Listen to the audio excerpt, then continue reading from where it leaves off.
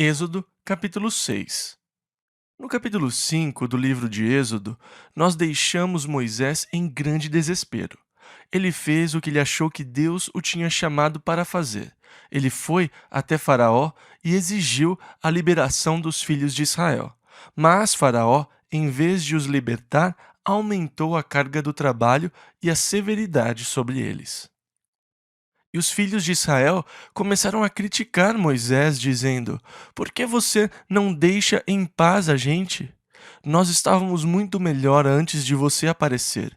Desde que você chegou, as coisas estão mais difíceis para nós. Nós queremos que você nos deixe em paz. E então Moisés buscou a Deus e disse: Deus, o que o Senhor me pediu para fazer? Por que o Senhor me pediu para fazer isso? Por que o Senhor ainda não os libertou? As coisas estão ficando piores. É interessante que, quando nós começamos o que sentimos ser a vontade de Deus para as nossas vidas, muitas vezes as coisas não saem exatamente como nós achamos que elas iriam sair. Às vezes, tudo fica completamente confuso e nós temos a tendência de contestar o nosso chamado. Deus, o Senhor realmente me chamou para isso? E se o Senhor me chamou, por que essa confusão? Agora, em primeiro lugar, Moisés não queria ir. Ele tinha dito: Senhor, por favor, chame outro. E o Senhor ficou irado com Moisés.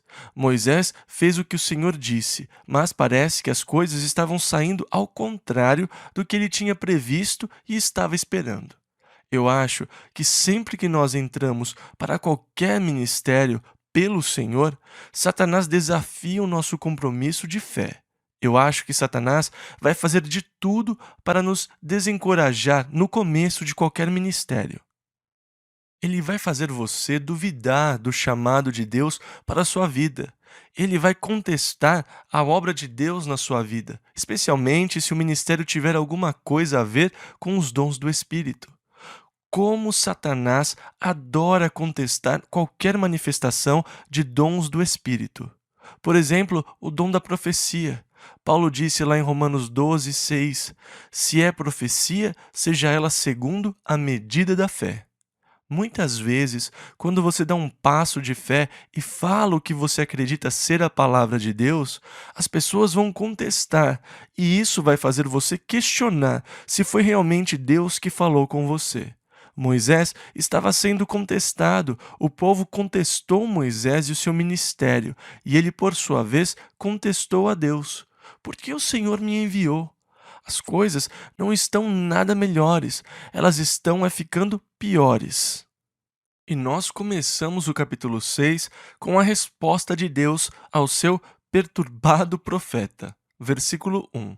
Então disse o Senhor a Moisés: Agora verás o que hei de fazer a Faraó, porque por uma mão poderosa os deixará ir. Sim, por uma mão poderosa os lançará de sua terra. Ou seja, Moisés, você ainda não viu nada. Agora você vai ver o que eu vou fazer a Faraó, porque por uma mão poderosa, e ele não vai simplesmente deixá-los ir, ele vai expulsá-los da terra. Quando o povo for, ele vai ficar feliz em vê-los partir. Versículo 2. Falou mais Deus a Moisés e disse: Eu sou o Senhor. E para nós, isso pode parecer óbvio. Mas quantas vezes nós não nos esquecemos disso? Quantas vezes nós não achamos que estamos no controle? Quantas vezes nós não achamos que deveríamos estar no comando da situação? Eu tenho certeza que muitas pessoas caem nessa de mandar em Deus e saem por aí mandando em Deus como se ele fosse um fantoche ou robô. E Deus diz: Ei, espera aí. Eu sou o Senhor. Quem está no controle? Quem dirige as coisas? Quem está no governo? Moisés, eu sou o Senhor. Muitas vezes nós tentamos tirar essa posição dele e ele precisa nos lembrar quem ele é. E nós precisamos ser lembrados de quem ele é, porque há um risco de nós esquecermos quem ele é, pois nós temos a tendência de nos exaltar ou de exaltar o homem e esquecer de que ele é o Senhor. Quando nós esquecemos que ele é o Senhor, nós caímos na categoria que Paulo se referiu lá em Romanos 1:21. Tendo conhecido a Deus, não o glorificaram como Deus. Eles começaram a fazer as coisas com as próprias mãos. Eles viviam como se Deus fosse o servo, em vez de serem eles os servos de Deus. Nós precisamos ser lembrados de que Ele é o Senhor e não apenas de que Ele é o Senhor, mas da grandeza do seu poder, da sua sabedoria e da sua glória. Muitas vezes nós olhamos para os nossos problemas e eles parecem tão grandes, devastadores. E eu olho para a montanha na minha frente e eu penso: nada pode mover essa montanha. Eu fico desanimado porque a montanha parece muito grande e eu busco Deus com certa timidez. Você nem quer pedir porque você sabe que a montanha é muito grande. Você sabe que é impossível você removê-la. E você se pergunta se Deus pode movê-la. Os discípulos, quando buscaram o Senhor, eles tinham um problema muito grande. E eles disseram, lá em Atos 4:24, Senhor, Tu és o Deus que fizeste o céu e a terra e o mar e tudo o que neles há. E essa é uma boa coisa para se lembrar antes de orar. Os céus são a obra dos seus dedos. Ele criou todas as coisas. E então, essa montanha que está na sua frente, embora possa parecer o Everest, ela não é nada aos olhos de Deus. Lemos em 2 Crônicas, capítulo 14, versículo 11. Senhor, nada para ti é ajudar, quer o poderoso, quer o de nenhuma força. Na próxima vez que você pensar que aquela montanha na sua frente talvez seja grande demais para Deus mover, acorde por volta das 3:30, 4 da manhã. Olhe para o céu e procure a constelação de Órion, as Três Marias. No ombro de Órion está Alfa de Órion. E ela tem mais de 670 milhões de quilômetros de diâmetro. Se você esvaziasse Alfa de Órion, deixando uma crosta de 160 milhões de quilômetros de espessura, você conseguiria colocar o Sol no seu centro com a Terra orbitando ao seu redor e ainda teria 160 milhões de quilômetros de espaço de sobra. Alfa de Órion é uma montanha enorme. Por acaso, ela se desloca a cerca de 30 quilômetros por segundo. Você já pensou que tipo de força ou impulso foi preciso para colocá-la em órbita? Algo tão grande que se mova tão rapidamente? Você já imaginou o impulso, a força necessária? Davi disse lá no Salmo 8, versículo 3: Quando vejo os teus céus, obra dos teus dedos. Ei, todos os meus problemas parecem muito pequenos, nem de perto aquela montanha parece tão grande. Moisés estava irritado e perturbado e Deus lhe disse: Ei, espere um pouco, eu sou o Senhor. E então muitas vezes nós ficamos perturbados, irritados, mas Deus diz: Ei, espere aí, eu sou o Senhor, eu estou no controle, está tudo bem. Nós precisamos nos lembrar disso. Que consolo, que alívio saber que Ele é o Senhor e que Ele está no controle. Versículo 3. E eu apareci a Abraão, a Isaque e a Jacó como o Deus Todo-Poderoso, El Shaddai, mas pelo meu nome, o Senhor Jeová, não lhes fui perfeitamente conhecido. E agora, Jeová quer dizer o que se torna. Na verdade, Abraão usou o termo Jeová Jirê quando seu filho disse: Pai, onde está o sacrifício? E Abraão disse: Jeová Jirê, o Senhor proverá. Mas mesmo assim o Senhor disse: Pelo meu nome, Jeová, não fui conhecido. Em outras palavras, eles o conheciam de uma maneira menos pessoal do que Moisés o iria conhecer. Eles o conheciam como o Deus Todo-Poderoso, o Criador dos céus e da terra. Alguns de vocês podem conhecê-lo como o Deus Todo-Poderoso, o Criador dos céus e da terra. Quando alguém começa a sua oração, ó Deus poderoso, Criador do universo, eu penso, bom, ele não deve ter um relacionamento muito estreito com ele. Quando eu ouço alguém dizer, ei pai, eu estou com um problema, e eu penso, ele tem um relacionamento verdadeiro com o pai. Uma vez eu estava numa reunião de oração com uns italianos e eles diziam: "Ah, Papa." Na hora eu fiquei chocado e pensei: isso é um sacrilégio. Depois eu descobri que Papa era pai em italiano e eu pensei: ah, isso é lindo na verdade. E eu gosto disso. Papa, seu filho está com problemas. Eu preciso de ajuda. É glorioso ter um relacionamento estreito, íntimo com Deus, conhecê-lo pelo nome Jeová, onde ele se torna para mim tudo o que eu preciso. Agora, eles não tinham se apropriado da plenitude do que Deus quer ser para o seu povo. Para eles, Deus era uma grande força poderosa e criativa, muito distante. Ele era conhecido num sentido pessoal, mas ainda tinha uma enorme distância entre o infinito e o finito. Agora Deus chega mais perto do homem. E ele disse: eles não me conheceram pelo meu nome Jeová, mas você vai me conhecer de uma maneira mais pessoal, mais íntima. E Deus quer se relacionar com você da mesma forma, de uma maneira mais íntima, mais estreita. E para isso, ele mandou o seu único filho. Por quê?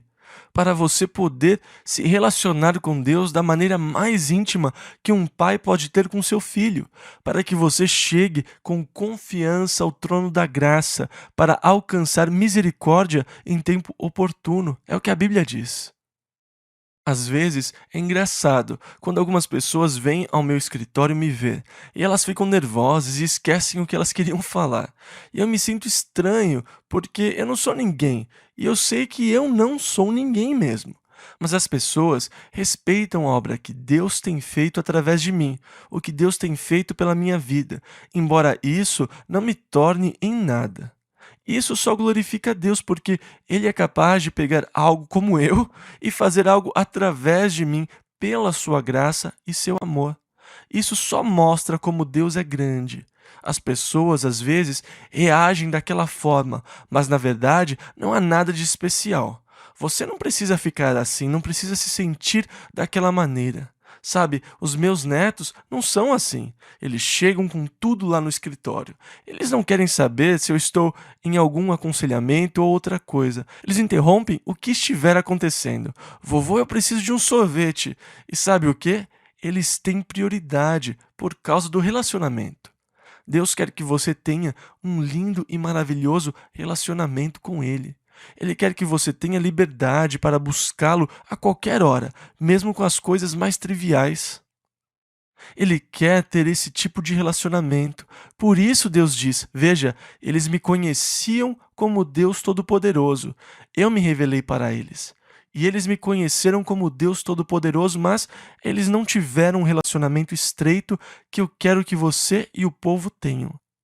Eu vou cuidar de vocês, vou guardar vocês, eu vou sustentar vocês. Versículo 4 ao 6. E também estabeleci a minha aliança com eles, isto é, com Abraão, com Isaque e com Jacó, para dar-lhes a terra de Canaã, a terra de suas peregrinações, na qual foram peregrinos, e também tenho ouvido o gemido dos filhos de Israel, aos quais os egípcios fazem servir, e lembrei-me da minha aliança. Agora, primeiro de tudo, Deus se apresenta a Moisés.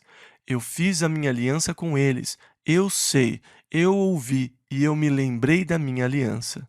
Às vezes, por causa da demora, nós achamos que Deus se esqueceu das suas promessas. A Bíblia diz que nos últimos dias virão escarnecedores dizendo: onde está a promessa da sua vinda?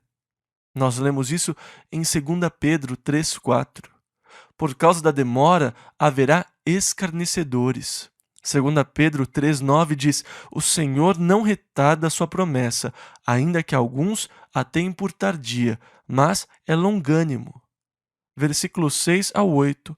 Portanto, dize aos filhos de Israel: eu sou o Senhor e vos tirarei.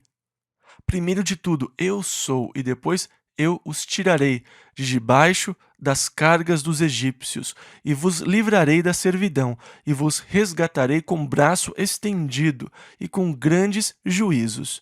E eu vos tomarei por meu povo, e serei vosso Deus, e sabereis que eu sou o Senhor vosso Deus, que vos tiro de debaixo das cargas dos egípcios.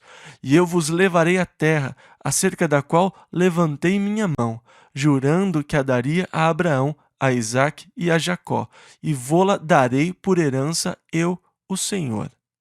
E então ele começa dizendo: Eu sou. Depois ele diz o que vai fazer. E depois ele volta para o eu sou. Agora, uma promessa geralmente é tão boa quanto a pessoa que a faz. Algumas pessoas já fizeram muitas promessas, mas eu não dou muito crédito. Quando eu era criança, um dia alguém bateu na porta da frente. Meus pais atenderam e o homem se apresentou como o nosso primo Pringle, um parente do meu pai. Eles entraram e ele disse: Ah, essa é sua família, Charles? Que maravilhoso! E deu um beijo nas crianças. Ele olhou para mim com firmeza e disse: Agora, filho, nunca fume. Se você não fumar até os 21 anos, eu lhe darei um relógio de ouro. Eu achei engraçado ele dizer isso, porque ele fumava. E eu não fumei até os 21.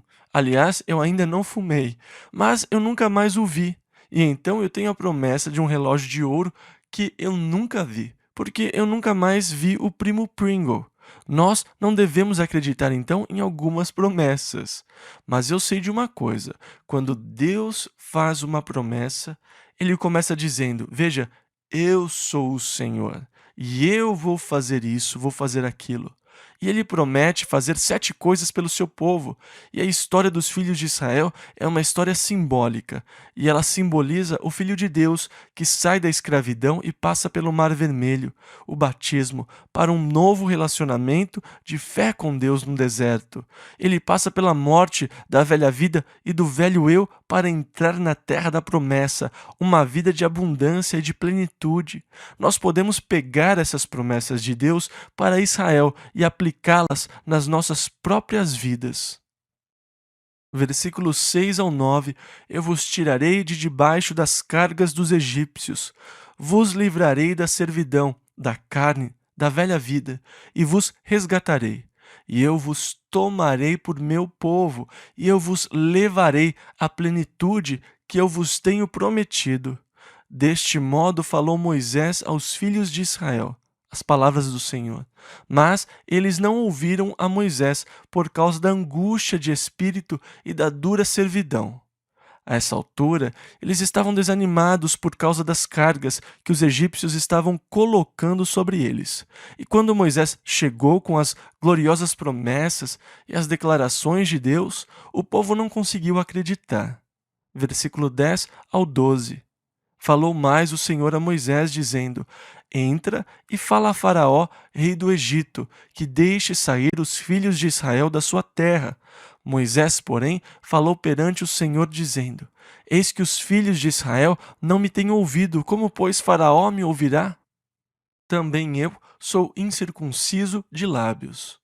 E Moisés estava dizendo: Deus, veja só, o Senhor me disse para falar aos filhos de Israel, mas eles não me deram ouvidos. E agora o Senhor me diz para falar com Faraó. Se eles não me ouviram, como o Senhor acha que Faraó me ouvirá? Ele não vai me dar ouvidos. E Moisés ainda não quer cumprir o chamado de Deus, a comissão de Deus sobre a sua vida. Versículo 13. Todavia o Senhor falou a Moisés e a Arão, e deu-lhes mandamento para os filhos de Israel e para Faraó, rei do Egito, para que tirassem os filhos de Israel da terra do Egito. Agora, uma pequena genealogia dos 3 primeiros filhos de Jacó é inserida aqui. Ruben e Simeão, os primeiros 2 filhos, são apresentados com os seus filhos, como em Gênesis. Quando ele relaciona os nomes dos filhos de Levi, ele dá os nomes dos netos e bisnetos, para que nós possamos ter a genealogia que nos levará até Moisés e Arão. Versículo 20. E Amrão tomou por mulher a Joquebede, sua tia, e ela deu-lhe Arão e Moisés. E os anos da vida de Amrão foram 137 anos. Agora, nos versículos 26 e 27 diz: Estes são Arão e Moisés, aos quais o Senhor disse: tirai os filhos de Israel da terra do Egito, segundo os seus exércitos. Estes são os que falaram a Faraó, rei do Egito, para que tirasse do Egito os filhos de Israel. Estes são Moisés e Arão. E então, nós temos uma pequena genealogia que nos leva a Moisés e a Arão, inserida aqui no capítulo 6, para que nós saibamos de onde eles vêm. Versículo 28 ao 30. E aconteceu que, naquele dia, quando o Senhor falou a Moisés na terra do Egito, falou o Senhor a Moisés, dizendo: Eu sou o Senhor. Fala a Faraó, rei do Egito, tudo quanto eu te digo. E então disse Moisés perante o Senhor: Eis que eu sou incircunciso de lábios. Como, pois, Faraó me ouvirá? E ele revisita os versículos 12 e 13 aqui. E ele insere a genealogia e depois ele recapitula a história para nos levar ao capítulo 7. Êxodo, capítulo 7, versículo 1 ao 3. Então disse o Senhor a Moisés: Eis que te tenho posto por Deus sobre Faraó, e Arão, teu irmão, será o teu profeta. Tu falarás tudo o que eu te mandar, e Arão, teu irmão, falará a Faraó que deixe ir os filhos de Israel da sua terra. Eu, porém, endurecerei o coração de Faraó, e multiplicarei na terra do Egito os meus sinais e as minhas maravilhas. Agora, é importante que vocês entendam o que nós vamos ler aqui. Quando Deus diz: Eu endurecerei o coração de Faraó. Em alguns trechos, nós vamos ler: E Deus endureceu o coração de Faraó. E depois, Deus o destrói por ele ter um coração duro. Agora, é justo que Deus endureça o coração de alguém e depois o mate porque ele tem um coração duro? Se nós não entendermos um pouco da linguagem hebraica, nós podemos ter verdadeiras dificuldades para entender Deus e os seus caminhos. Deus é realmente justo? Agora, particularmente, eu acho que seria muito injusto endurecer o coração de alguém e depois matá-lo porque ele tem um coração duro. Duas palavras hebraicas são usadas nessas passagens, mas ambas foram traduzidas como endurecer. Durante a leitura, nós vamos ver que Faraó endureceu seu coração e também que Deus endureceu o coração de Faraó. Mas duas palavras em hebraico são usadas. É importante que você saiba disso, porque a palavra usada no versículo 3 literalmente quer dizer tornar firme ou firmar o coração de Faraó, enquanto a outra palavra hebraica quer dizer endurecer, no sentido que nós conhecemos mesmo. E então Faraó endureceu seu coração e Deus firmou Faraó daquela forma. Agora, Deus vai deixar você escolher o seu curso. Muitas vezes, ele vai firmá-lo no curso que você escolheu. Foi isso que ele fez com Faraó. Faraó endureceu o coração contra Deus. Deus o firmou na sua escolha. Então, você quer endurecer o seu coração contra mim? Tudo bem, eu vou firmá-lo na sua escolha para que o meu poder seja magnificado por toda a terra. Mas Faraó pôde exercer o livre-arbítrio logo no começo. Ele exerceu o seu poder de escolha, endurecendo seu coração contra Deus, mas depois Deus firmou a sua decisão. E é triste quando Deus firma as nossas decisões, a não ser que tenha sido a decisão correta. E então é ótimo que Deus firme a nossa decisão. Mas muitas vezes Deus opera dessa forma, firmando a nossa decisão. E então isso é uma bênção, porque eu era fraco quando eu tomei a minha decisão pelo Senhor, mas o Senhor firmou a minha decisão. Deus me firmou na minha posição. Deus, de certa forma, endureceu meu coração, isto é, ele reforçou ou firmou a escolha que eu fiz de entregar a minha vida a ele. Ele reforçou a minha decisão. E Deus vai firmar a sua decisão quando você lhe entregar a sua vida. Ele vai firmar o seu compromisso. Mas, se você exercesse o seu livre-arbítrio contra Deus, se você endurecesse o seu coração contra Deus, seria muito triste para Deus firmar a sua escolha. E foi isso o que ele fez com Faraó. Faraó endureceu seu coração. Deus firmou ou reforçou a decisão que Faraó tinha tomado. Versículo 4: Faraó, pois, não vos ouvirá, e eu porei minha mão sobre o Egito, e tirarei meus exércitos, meu povo, os filhos de Israel, da terra do Egito, com grandes juízos. Deus fala isso porque ele tem presciência das coisas. Ele sabia o que Faraó iria fazer. Ele sabia a decisão que Faraó iria tomar. Deus firmou Faraó na sua decisão. Na verdade, depois de tudo que ele passou, ele continuou a dizer: Não, vocês não podem ir. Olha, ele deve ter sido a pessoa mais teimosa, mais insensata na história. Ele permitiu que o Egito fosse destruído porque Deus firmou o seu coração. Deus o reforçou na decisão que ele tinha tomado contra Deus e contra o povo de Deus. E isso porque Deus sabia que Faraó não os deixaria ir. Isso é presciência. Você não pode culpar Deus por isso, você não pode criticar Deus por isso. Se ele sabe o que vai acontecer, você não pode dizer: Ah, Deus não é justo porque ele sabe o que vai acontecer. Ele não pode fazer nada a respeito disso. Ele sabe de tudo.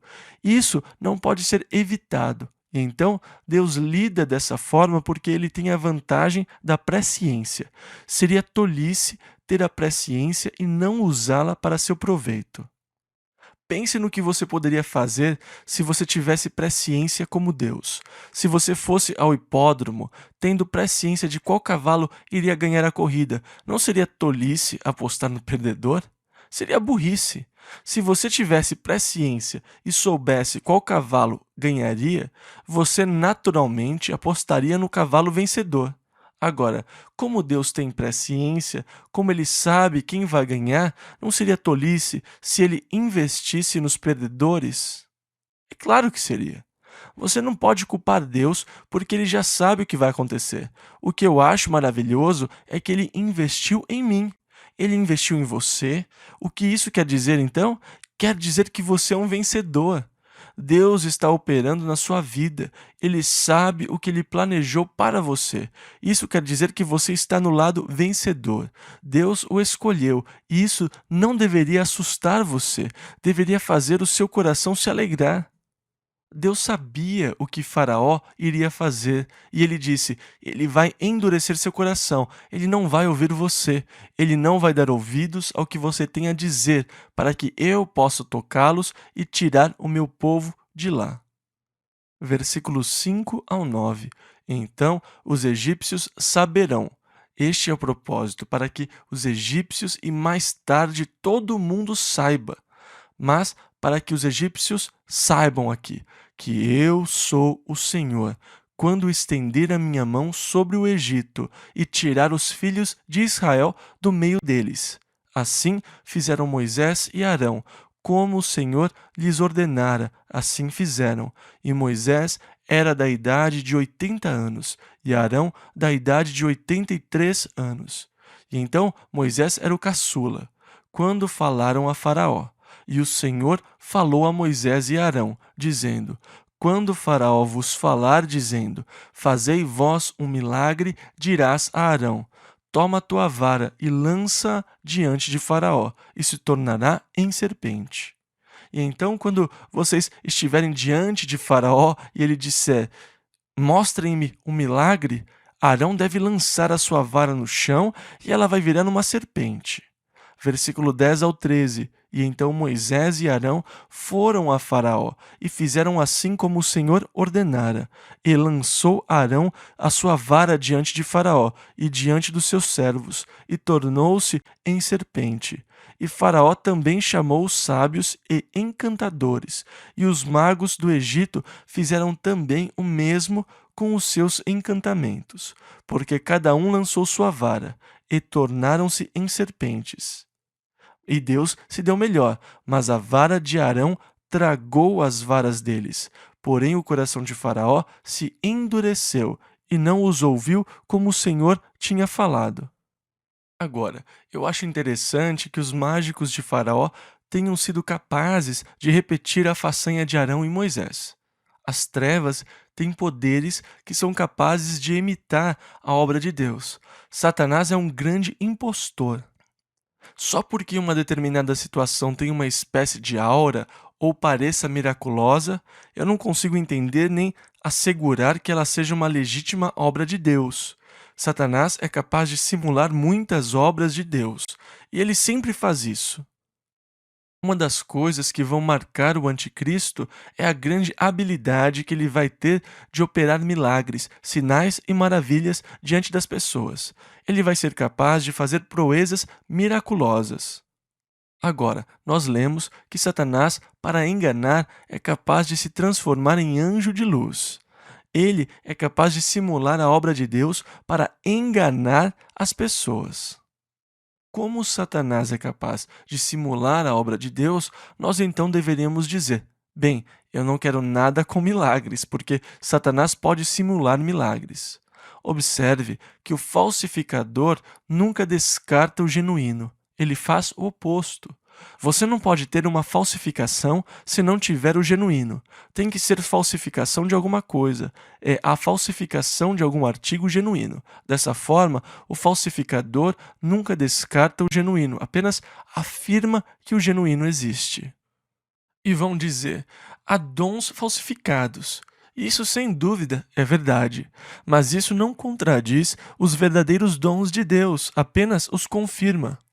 Mas como eu sei se eu tenho um dom falsificado ou um genuíno dom de Deus? Bem, se isso preocupa você, então a primeira coisa que você tem que fazer é consertar o seu relacionamento com Deus e acertar os seus conceitos sobre Deus. Porque se você tem o seu coração aberto para Deus e se você está realmente buscando a Deus com todo o seu coração, mas ainda acha que ele vai lhe dar dons falsos, então você não conhece e nem serve o mesmo Deus que eu conheço e sirvo. Você acha que o seu pai lhe daria uma pedra se você pedisse pão? Senhor, eu estou faminto, eu preciso de peixe. Bem, experimente esse escorpião aqui. Que tipo de pai é este? Este não é o meu pai amoroso, meu pai celestial. Se eu vou a Deus com o coração aberto e eu digo: Deus, eu preciso do Senhor, eu desejo a sua plenitude na minha vida, seria uma blasfêmia pensar que Deus permitiria que Satanás lhe desse alguma experiência falsa quando o meu coração é genuíno e sinceramente aberto para Deus. Que tipo de pai ele seria? Por isso, Jesus disse: quanto mais dará o Pai Celestial o Espírito Santo àqueles que lhe pedirem. Lemos isso em Lucas 11:13. O seu bendito e amoroso Pai lhes dará o genuíno. Você não precisa se preocupar com isso. Ele jamais permitiria nada além do original. Nós estamos cientes de que existe falsificação e de que há este tipo de poder nas trevas. Eles são capazes de realizar proezas mágicas e miraculosas que nós não conseguimos entender nem explicar. Eles também foram capazes de transformar as suas varas em serpentes. Quando você se envolve com livros de magia, o que você nunca deveria fazer, o livro de Moisés e o livro de mágica do Egito, quanto mais você se envolve, você descobre que eles definitivamente tinham uma relação muito grande com o mundo das trevas e que eles eram capazes de realizar estranhas proezas pela obra de Satanás, o falsificador da obra de Deus. E então, cada um lançou sua vara e tornaram-se em serpentes, mas a vara de Arão tragou as varas deles. Versículo 13 ao 17. Porém o coração de Faraó se endureceu e não os ouviu, como o Senhor tinha falado. Então disse o Senhor a Moisés: o coração de Faraó está endurecido, recusa deixar ir o povo. Vai pela manhã a Faraó, eis que ele sairá às águas. Põe-te em frente dele na beira do rio, e tomarás em tua mão a vara que se tornou em cobra, e lhe dirás: o Senhor Deus dos Hebreus me tem enviado a ti, dizendo: deixa ir o meu povo, para que me sirva no deserto. Porém, eis que até agora não tens ouvido. E assim diz o Senhor: nisto saberá que eu sou o Senhor. Eis que eu, com esta vara que tenho em minha mão, ferirei as águas que estão no rio, e tornar-se-ão em sangue. Agora, na primeira vez que Moisés esteve diante de Faraó, ele disse: O Senhor me enviou para lhe dizer para deixar o seu povo ir. E ele falou: Quem é o Senhor? Eu não o conheço. Bem, o propósito deste episódio é que ele venha a conhecê-lo e descubra quem ele é. E então Moisés diz, versículo 17 ao 22: Nisto saberás que eu sou o Senhor. Ou seja, você quer saber quem eu sou? Você vai descobrir. Veja, eu vou ferir as águas do rio com a vara que está na minha mão, e elas vão se tornar em sangue. E os peixes que estão no rio morrerão, e o rio cheirará mal, e os egípcios terão nojo de beber da água do rio. Disse mais o Senhor a Moisés: Dize a Arão: Toma tua vara e estende a tua mão sobre as águas do Egito, sobre as suas correntes, sobre os seus rios, e sobre os seus tanques, e sobre todo o ajuntamento das suas águas, para que se tornem em sangue, e haja sangue em toda a terra do Egito, assim nos vasos de madeira como nos de pedra. E Moisés e Arão fizeram assim como o Senhor tinha mandado.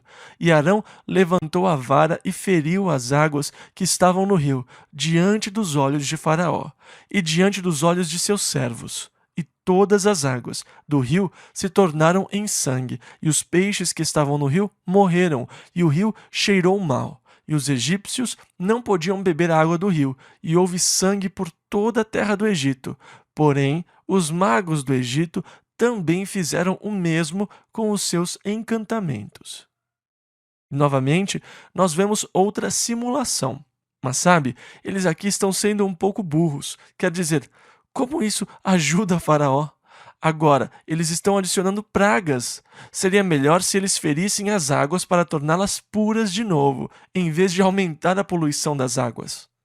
Versículo 23 ao 25. E virou-se Faraó, e foi para sua casa, nem ainda nisto pôs seu coração. E todos os egípcios cavaram poços junto ao rio, para beberem água, porquanto não podiam beber da água do rio. Assim se cumpriram 7 dias, depois que o Senhor ferira o rio. Agora, há um livro chamado Mundos em Colisão. O autor é Immanuel Velikovsky. E nesse livro ele tenta explicar como as águas se tornaram em sangue, dizendo que teria sido uma aproximação do planeta Vênus. E ele tem um livro muito interessante com muitas suposições. Nós não sabemos o método que Deus usou para realizar esses feitos. Eu prefiro pensar que foi um milagre e pronto. Não é nenhum problema para mim o fato de Deus operar milagres. Ele pode fazer muitas coisas. Se ele pode transformar a água em vinho, ele certamente poderia transformar a água em sangue. Eu não preciso ajudar Deus com os meus conceitos sobre ele, porque ele é grande o suficiente para fazer qualquer uma dessas coisas. Na verdade, isso não seria nada. Êxodo, capítulo 8, versículos 1 e 2.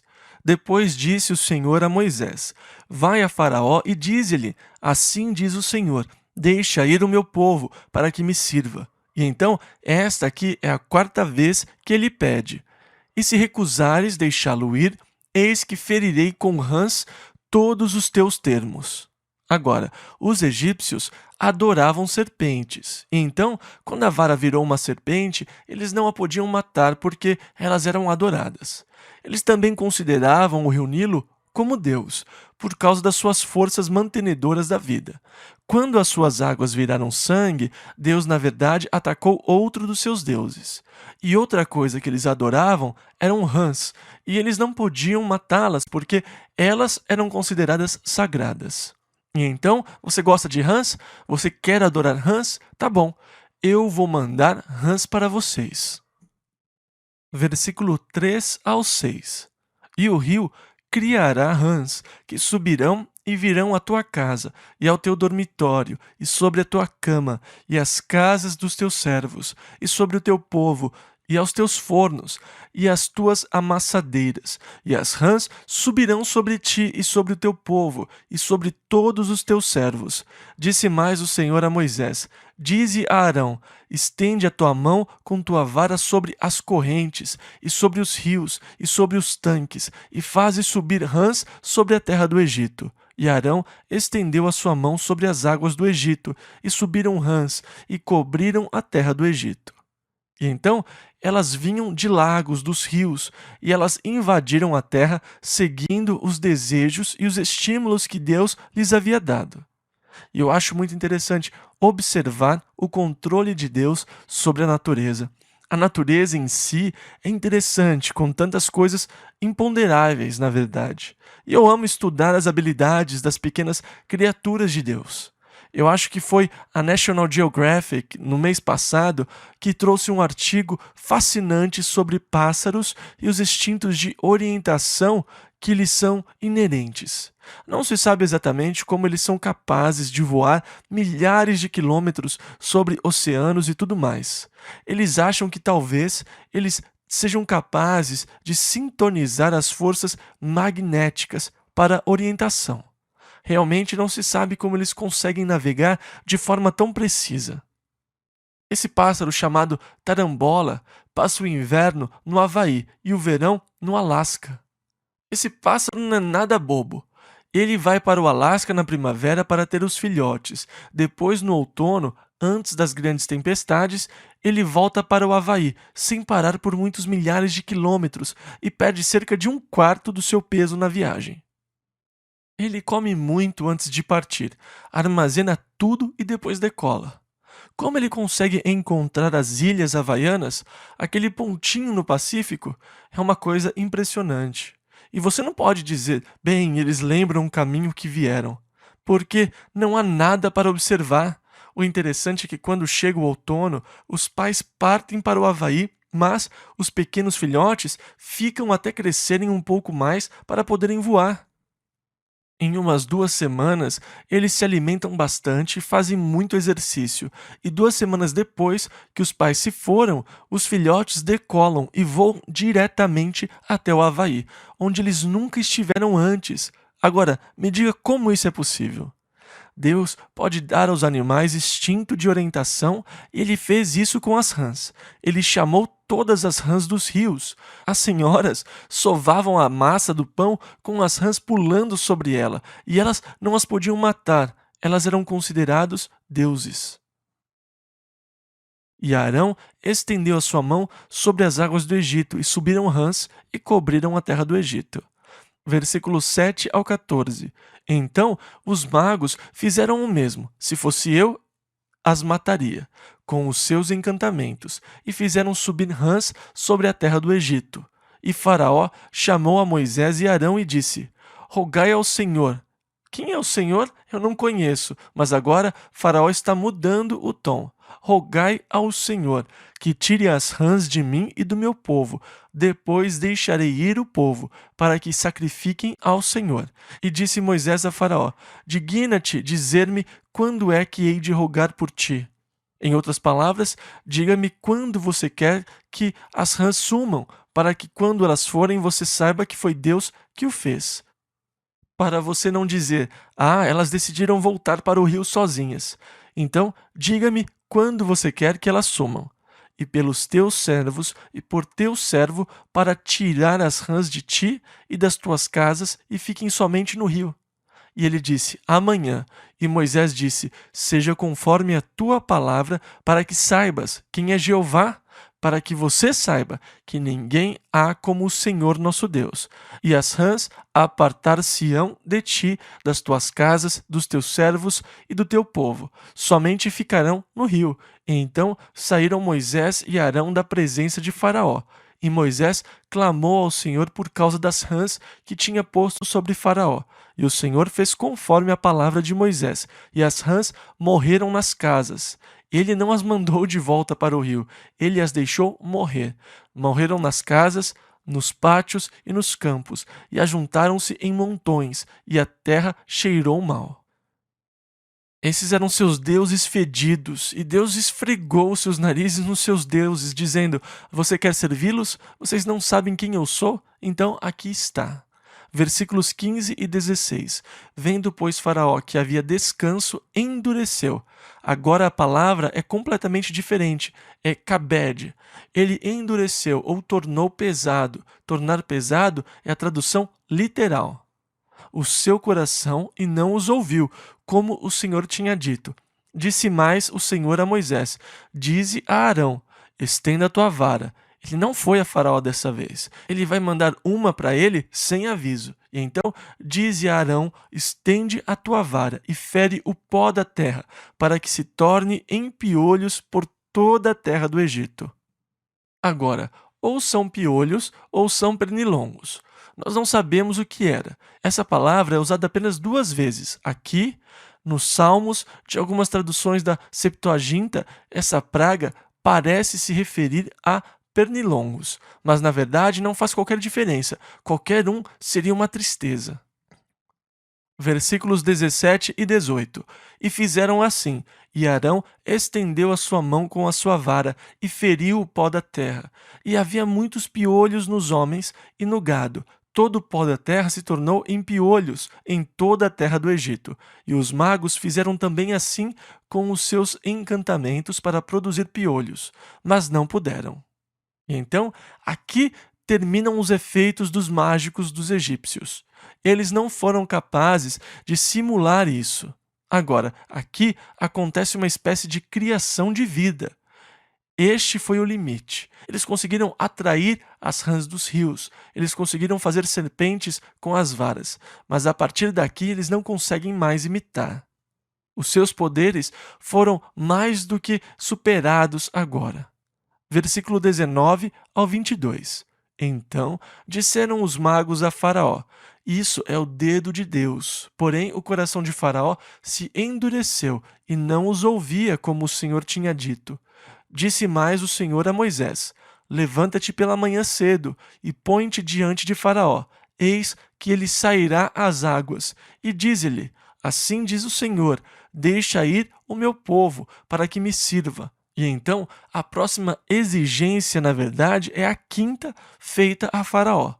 Porque se não deixares ir o meu povo, eis que enviarei enxames de moscas sobre ti, e sobre os seus servos, e sobre o seu povo e as suas casas.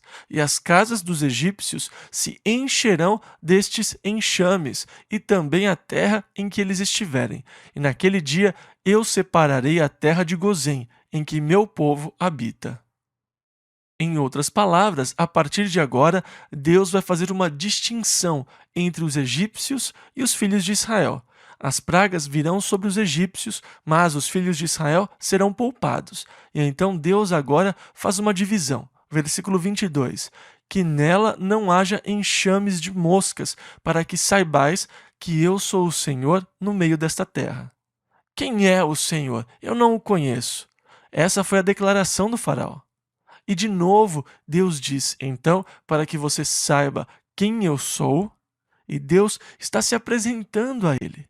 Versículo 23 ao 27. E porei separação entre o meu povo e o teu povo. Amanhã se fará este sinal. E o Senhor fez assim, e vieram grandes enxames de moscas à casa de Faraó e às casas dos seus servos, e sobre toda a terra do Egito. A terra foi corrompida destes enxames. E então chamou Faraó a Moisés e a Arão e disse: Ide e sacrificai ao vosso Deus nesta terra. E Moisés disse: Não convém que façamos assim, ou não é certo fazer desse jeito, porque sacrificaríamos ao Senhor nosso Deus a abominação dos egípcios. Eis que se sacrificássemos a abominação dos egípcios perante os seus olhos, não nos apedrejariam eles? Deixa-nos ir caminho de 3 dias ao deserto, para que sacrifiquemos ao Senhor nosso Deus, como ele nos disser. E então aqui, Faraó está fazendo a primeira concessão. Eu acho interessante que Satanás sempre nos faz concessões. Quando você está determinado a entregar a sua vida a Jesus Cristo e Satanás vê o que você decidiu fazer, ele começa com as suas propostas.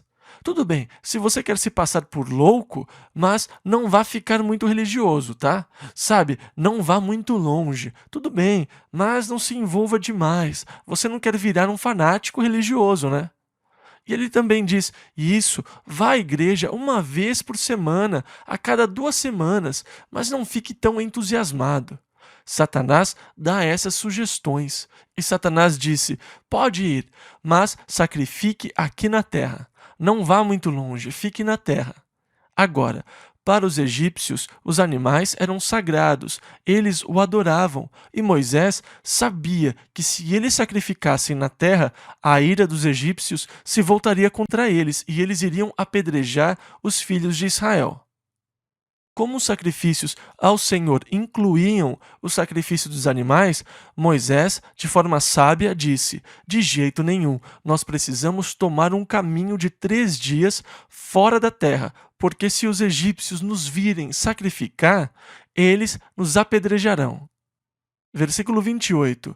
Então disse Faraó: deixar-vos-ei ir, para que sacrifiqueis ao Senhor vosso Deus no deserto. Somente que, indo, não vades longe, e peça a Deus que nos livre dessas moscas. Orai também por mim. E então, essa foi a segunda concessão. Vão, mas não vão muito longe. Versículo 29 ao 32. E Moisés disse: eis que saio de ti, e orarei ao Senhor, que estes enxames de moscas se retirem amanhã de Faraó, dos seus servos e do seu povo, somente que Faraó não mais me engane, não deixando ir a este povo para sacrificar ao Senhor. Então saiu Moisés da presença de Faraó e orou ao Senhor.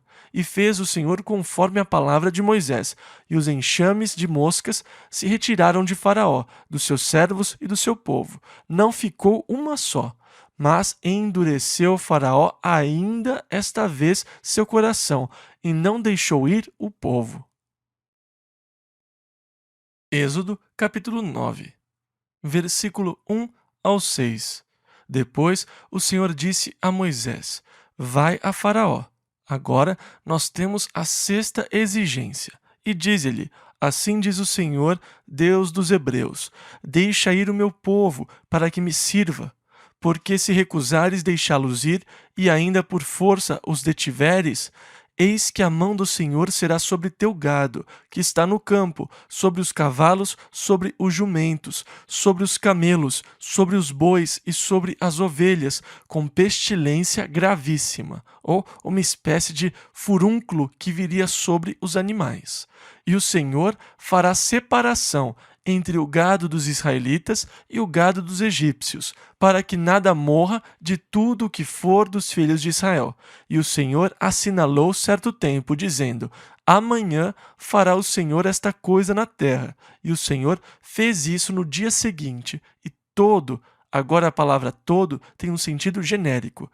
Todo o gado dos egípcios morreu, porém do gado dos filhos de Israel não morreu nenhum.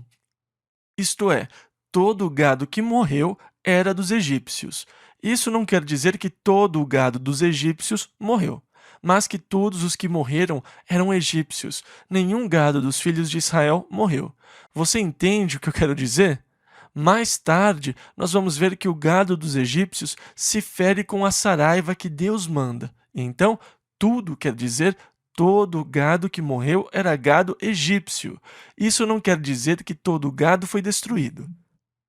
Versículos 7 ao 14. E Faraó enviou a ver, e eis que do gado de Israel não morrera nenhum.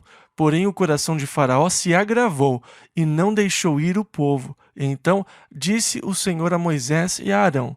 Desta vez novamente, Faraó não foi avisado. Tomai vossas mãos cheias de cinza do forno, e Moisés a espalhe para o céu diante dos olhos de Faraó, e tornar-se-á em pó miúdo sobre toda a terra do Egito, e se tornará em sarna, que arrebente em úlceras nos homens e no gado, por toda a terra do Egito. Ou seja, uma guerra bacteriológica, nada de novo. E eles tomaram a cinza do forno e puseram-se diante de Faraó, e Moisés a espalhou para o céu, e tornou-se em sarna, que arrebentava em úlceras nos homens e no gado, de maneira que os magos não podiam parar diante de Moisés por causa da sarna, porque havia sarna nos magos e em todos os egípcios. Porém o Senhor endureceu o coração de Faraó e não os ouviu, como o Senhor tinha dito a Moisés. Então disse o Senhor a Moisés: Levanta-te pela manhã cedo e põe-te diante de Faraó, e dize-lhe: Assim diz o Senhor, Deus dos Hebreus: Deixa ir o meu povo. Outra exigência, a sétima, na verdade, para que me sirva, porque esta vez enviarei todas as minhas pragas sobre o teu coração e sobre os teus servos e sobre o teu povo, para que saibas que não há outro como eu em toda a terra. E voltando a Êxodo 5:2, a pergunta de Faraó: Quem é o Senhor? Eu não conheço o Senhor. Ah, mas você está descobrindo quem ele é, né, Faraó? Agora. Versículos 15 e 16. Porque agora tenho estendido minha mão para te ferir a ti e ao teu povo com pestilência, e para que sejas destruído da terra. Mas, deveras, para isto te mantive, para mostrar meu poder em ti, e para que o meu nome seja anunciado em toda a terra. Então, o versículo 16 é um dos versículos que fala sobre a soberania de Deus. Para isso te mantive, para acabar contigo com tremendo poder, para que toda a terra saiba. Paulo refere-se a isso no capítulo 9 do livro de Romanos, quando ele fala sobre a soberania de Deus. Paulo não procura explicar a soberania de Deus, ele apenas a declara. Agora, eu não tenho que explicar a soberania de Deus. O que eu posso dizer é que ele é soberano. Eu não consigo entender plenamente a soberania de Deus e como ela interage com a responsabilidade humana, mas eu sei que ela interage, porque Deus é soberano, mas nós somos responsáveis pelas nossas ações. Em outras palavras, eu não posso culpar Deus pelas minhas ações. Como Deus havia endurecido ou firmado o coração de Faraó, dizendo: Eu o mantive para este propósito, para que eu pudesse mostrar o meu poder, para que o meu nome seja declarado por toda a terra. Paulo disse que havia alguns que diziam: Se Deus me fez assim, como eu posso resistir à vontade de Deus? Entende? Se Deus me criou assim, para esse propósito, quem sou eu para resistir à vontade de Deus? Mas Paulo diz que você não pode usar esse argumento e você não pode chegar a essa conclusão sobre a soberania de Deus. Mas as pessoas fazem isso. Elas dizem: bem, Deus é soberano, então quem sou eu? O que eu fizer não vai fazer nenhuma diferença, e etc. Eles usam isso como desculpa para a sua inércia. Versículo 17 ao 21. Tu ainda te exaltas contra o meu povo para não o deixar ir? Eis que amanhã, por este tempo, farei chover saraiva muito grave, qual nunca houve no Egito, desde o dia em que foi fundado até agora. Agora, pois, envia, recolhe o teu gado e tudo o que tens no campo, todo homem e animal que for achado no campo, viram, ainda havia algum gado no campo, e não for recolhido à casa, a saraiva cairá sobre eles e morrerão. Quem dos servos de Faraó temia a palavra do Senhor, fez fugir os seus servos e o seu gado para as casas. Mas aquele que não tinha considerado a palavra do Senhor deixou os seus servos e o seu gado no campo. Moisés desta vez os avisou: Amanhã haverá uma chuva de saraiva, como vocês nunca viram antes, e é melhor vocês recolherem o seu gado. Bem, os que temiam a palavra do Senhor obedeceram e recolheram o seu gado para os celeiros e não tiveram problemas. Mas os outros disseram: Ah, é uma coincidência, e deixaram o gado então fora com os seus servos, que sem dúvida foram mortos. Versículo 22 ao 30. Então disse o Senhor a Moisés: Estende a tua mão para o céu, e haverá saraiva em toda a terra do Egito, sobre os homens e sobre o gado, e sobre toda a erva do campo, na terra do Egito.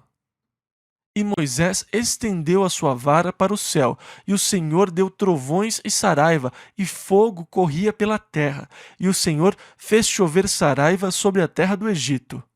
E havia saraiva e fogo misturado entre a saraiva, tão grave qual nunca houve em toda a terra do Egito, desde que veio a ser uma nação.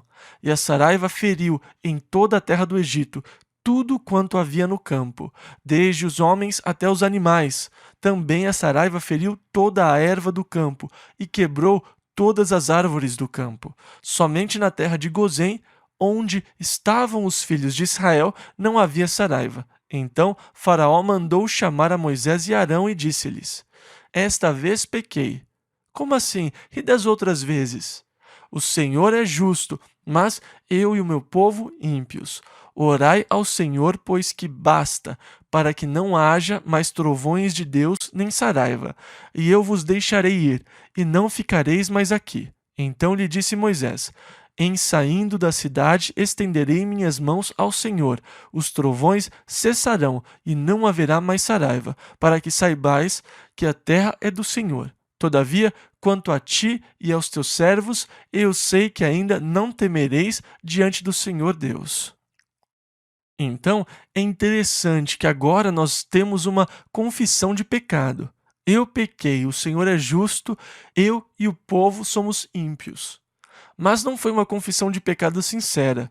E eu já ouvi muita gente dizer: eu sou um pecador. Mas não foi uma confissão de arrependimento. Numa confissão de pecado, deve haver um verdadeiro arrependimento, um repúdio do pecado para que haja perdão. A confissão em si não basta, tem que haver a rejeição do pecado. E Faraó disse: Eu sou um pecador. E ele vai dizer novamente: Mas esta não é uma confissão sincera. Versículo 31 ao 35. E o linho e a cevada foram feridos, porque a cevada já estava na espiga, e o linho na haste. Mas o trigo e o centeio não foram feridos, porque estavam cobertos. Saiu, pois, Moisés da presença de Faraó, da cidade, e estendeu as suas mãos ao Senhor. E cessaram os trovões e a saraiva, e a chuva não caiu mais sobre a terra. Vendo Faraó que cessou a chuva, a saraiva e os trovões, pecou ainda mais e endureceu seu coração, ele e os seus servos. Assim, o coração de Faraó se endureceu e não deixou ir os filhos de Israel, como o Senhor tinha dito por Moisés. Êxodo, capítulo 10, versículos 1 e 2. Depois disse o Senhor a Moisés: Vá a Faraó, porque tenho endurecido seu coração e o coração de seus servos, para fazer estes meus sinais no meio deles, e para que contes aos ouvidos de teus filhos e dos filhos de teus filhos as coisas que fiz no Egito e os meus sinais, que tenho feito entre eles, para que saibais que eu sou o Senhor. Agora, até aqui, o Senhor tem feito essas coisas para que Faraó saiba quem ele é, para que ele saiba que eu sou o Senhor. Nós vemos uma mudança interessante aqui. Eu faço isso também para que vocês contem aos seus filhos e aos filhos dos seus filhos, e que eles contem aos seus filhos as coisas que eu fiz aos egípcios, para que eles saibam que eu sou o Senhor. E assim, essa passagem da história de Israel continua sendo uma parte vital da sua história até o dia de hoje. E essa é a história que todas as crianças têm que estudar. Mas o que eu acho triste é que muitos judeus hoje encaram isso como mitologia, como fábula. Assim como todo país tem a sua mitologia, os gregos, os romanos, muitos judeus encaram isso como mitologia. E isso é muito triste, porque o que você aprende com a mitologia? Quais lições você pode obter com a mitologia? Como você pode saber que o Senhor é realmente o Senhor com mitologia? E então, Deus queria que eles soubessem que Ele era o Senhor, para que eles repetissem essas coisas aos seus filhos. Versículo 3 ao 7.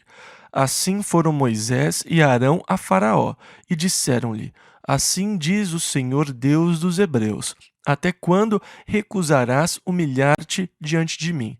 Deixa ir o meu povo para que me sirva. porque se ainda recusares deixar ir o meu povo, eis que trarei amanhã gafanhotos aos teus termos. E cobrirão a face da terra, de modo que não se poderá ver a terra. E eles comerão o restante que escapou, o que vos ficou da saraiva.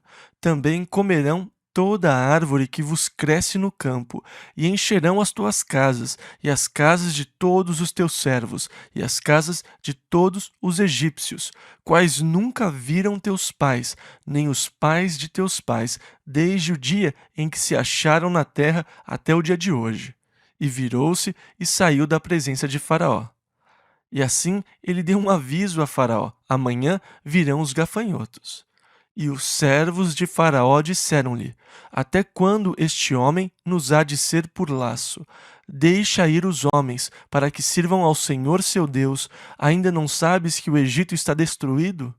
Agora, os servos de Faraó começam então a dizer: se liga, por quanto tempo você vai deixar que eles acabem conosco? Nós estamos destruídos, deixe que eles vão. Versículo 8 ao 10. Então Moisés e Arão foram levados outra vez a Faraó, e ele disse-lhes: agora ele oferece outra concessão. Ide, servi ao Senhor vosso Deus. Quais são os que hão de ir? E Moisés disse: havemos de ir com os nossos jovens, e com os nossos velhos, com os nossos filhos, e com as nossas filhas, com as nossas ovelhas, e com os nossos bois havemos de ir, porque temos de celebrar uma festa ao Senhor. Então ele lhes disse: seja o Senhor assim convosco, como eu vos deixarei ir a vós e a vossos filhos. Olhai que há mal diante da vossa face. Não será assim. Agora ide vós, homens, e servi ao Senhor, pois isso é o que pedistes. E os expulsaram da presença de Faraó. E então Faraó oferece uma concessão. Vocês podem ir, mas deixem as crianças aqui. Não os levem com vocês. Vai ser difícil no deserto. Não submetam as crianças a isso. Agora, se vocês querem ir e servir ao seu Deus, se isso está no seu coração e se vocês têm que ir, vão e façam o que tem que ser feito. Mas as crianças não precisam tomar parte disso. Muitas vezes, Satanás diz: ei, você sabe que você não quer tirar a diversão das crianças. Agora, se você quer fazer um compromisso com o Senhor e quer viver uma vida de dedicação a Deus, pode ir. Mas, olhe, não coloque esse peso sobre os seus filhos. Você não quer que eles sejam considerados esquisitos ou coisa assim. Então, deixe que eles continuem a fazer as coisas com as outras crianças, para que eles não sejam diferentes. Vão, mas não levem as crianças com vocês. Que proposta traiçoeira! Versículo 12 ao 17. Então disse o Senhor a Moisés: estende a tua mão sobre a terra do Egito, para que os gafanhotos venham sobre a terra do Egito e comam toda a erva da terra, tudo o que deixou a saraiva. E então estendeu Moisés sua vara sobre a terra do Egito, e o Senhor trouxe sobre a terra um vento oriental todo aquele dia e toda aquela noite. E aconteceu que pela manhã o vento oriental trouxe os gafanhotos. E vieram os gafanhotos sobre toda a terra do Egito, e assentaram-se sobre todos os termos do Egito, tão numerosos que antes destes nunca houve tantos, nem depois deles haverá. Porque cobriram a face de toda a terra, de modo que a terra se escureceu, e comeram toda a erva da terra, e todo o fruto das árvores, que deixara a saraiva, e não ficou verde algum nas árvores, nem na erva do campo, em toda a terra do Egito. Então Faraó se apressou a chamar a Moisés e a Arão, e disse: pequei contra o Senhor vosso Deus, e contra vós. Agora, pois, peço-vos que perdoeis o meu pecado somente desta vez, e que oreis ao Senhor vosso Deus que tire de mim somente esta morte. Então, de novo, há uma confissão de pecado, e de novo ele pede que orem por ele. Mas, de novo, não é uma confissão sincera. Só mais uma vez, é a última vez. É verdade, e esta é a última vez que ele pede que orem por ele. Versículo 18 ao 24. E saiu da presença de Faraó e orou ao Senhor. Então o Senhor trouxe um vento ocidental fortíssimo, o qual levantou os gafanhotos e os lançou no Mar Vermelho. Não ficou um só gafanhoto em todos os termos do Egito. O Senhor, porém, endureceu o coração de Faraó, e este não deixou ir os filhos de Israel. Então disse o Senhor a Moisés: Estende a tua mão para o céu, e virão trevas sobre a terra do Egito, trevas que se apalpem. E Moisés estendeu a sua mão para o céu, e houve trevas espessas em toda a terra do Egito por 3 dias. Não viu um ao outro, e ninguém se levantou do seu lugar por 3 dias. Mas todos os filhos de Israel tinham luz em suas habitações. Então Faraó chamou a Moisés e disse: Ide, servi ao Senhor, somente fiquem vossas ovelhas e vossas vacas. Então, esta é a última concessão que ele faz. Podem ir servir a Deus, mas não levem os seus bens. Deixem os rebanhos e o gado aqui. Vocês podem se entregar, mas não entreguem as suas posses a Deus. Os seus pequenos podem ir. Versículos 25 e 26. Moisés, porém, disse: Tu também darás em nossas mãos sacrifícios e holocaustos que ofereçamos ao Senhor nosso Deus. E também o nosso gado há de ir conosco, nenhuma unha ficará. Em outras palavras, Moisés está dizendo: cara, quando nós formos, nós vamos com tudo. Nós não vamos deixar nada para trás. Nada vai ficar quando nós formos. Versículo 26 ao 29. Porque daqueles havemos de tomar, para servir ao Senhor nosso Deus, porque não sabemos com que havemos de servir ao Senhor até que cheguemos lá. Em outras palavras, nós não sabemos o que o Senhor nosso Deus vai nos pedir. Nós só sabemos que sacrifício Ele vai nos pedir quando nós chegarmos lá. Por isso, nós temos que levar tudo para estarmos preparados para quando Deus vier e pedir o seu sacrifício. O Senhor, porém, endureceu o coração de Faraó, e este não os quis deixar ir. E disse-lhe Faraó: Vai-te de mim, guarda-te que não mais vejas o meu rosto, porque no dia em que vires o meu rosto, morrerás. E disse Moisés: Bem disseste, eu nunca mais verei o teu rosto. E então eles não se despediram de forma muito agradável, amigável. Na próxima semana, nós vamos ver as últimas pragas e a fuga dos filhos de Israel no nosso estudo dos capítulos 11 até o 15, na continuação do nosso estudo da Palavra de Deus. Continuem a leitura durante a semana. Leiam diversas vezes. Se você tem um comentário Halley da Bíblia, leiam-no também, repetidas vezes. Ele traz muitas informações interessantes. Eu recomendo e sugiro o Manual Bíblico Halley, como o primeiro livro depois da Bíblia. O primeiro livro da sua biblioteca depois da Bíblia. Deveria ser o Manual Bíblico Halley, por todas as preciosas informações que ele tem. E então, se você o ler juntamente com a Bíblia, você terá uma boa compreensão do contexto das Escrituras. São informações históricas, arqueológicas e todas muito úteis.